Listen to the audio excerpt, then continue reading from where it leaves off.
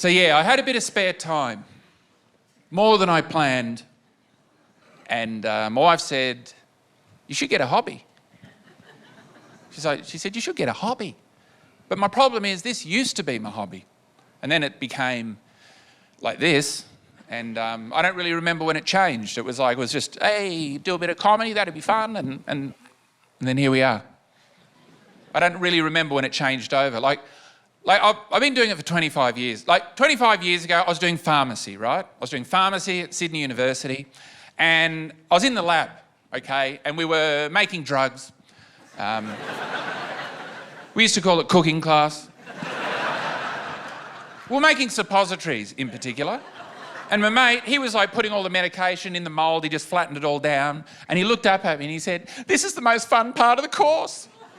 And I was like, fuck it, I'm out of here. See you, mate. If that's as good as it gets, that is not exciting enough for me. And I left, and I started doing stand-up comedy 25 years ago.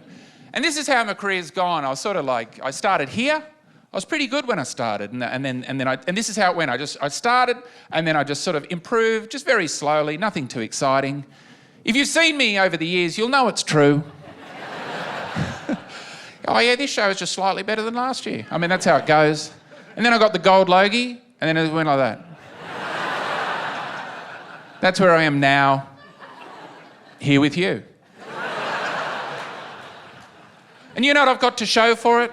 After 25 years, I've got like a house in Romsey in the country, an hour out of town. I've got like a wife, 2 kids, couple of chooks, 2 Volvos. I've got the lifestyle of a fucking pharmacist. It's taken me 25 years to get to where I would have been anyway. I even look like a pharmacist. You can imagine me in the shop giving out reasonable advice. Just standing up the back going, oh yeah, with the antibiotics, even if you feel better, you have to finish the course, okay? Yeah, even if you feel better, yeah, you got to finish the course. I've got to go back to making some suppositories, which is the most fun part of my day. So my wife's like, you got to get a hobby, it'll be good for your mental health. I said, you got to get a hobby, it'll be good for your mental health. We overuse that phrase a bit, don't we? Loses its meaning if we use it too flippantly. Like, some people will be like, oh yeah, I walked to work today, it's really good for my mental health. No, you just got a bit of fresh air, you're still fucked in the head.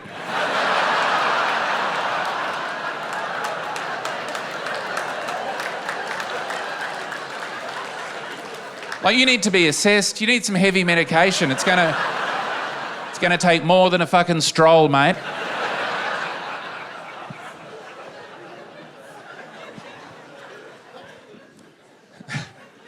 So my wife's like, you got to get a hobby. What did you used to like doing for fun? Like, if you cast your mind way back, like way back before you started this, what did you used to like doing for fun? And I'm like, I used to like riding motorbikes. And she's like, think of another hobby, okay? But I'm like, no, that's perfect. So I got a dirt bike, right? But the problem I've got is I learned how to ride a motorbike when I was 6. So I can't remember not knowing how to ride a motorbike. For me, riding a motorbike's just like walking down the street. It's second nature to me. But my wife has never ridden a motorbike. So every time I ride my motorbike, she thinks I'm going to kill myself, which is ironic because I'm only doing it for my mental health.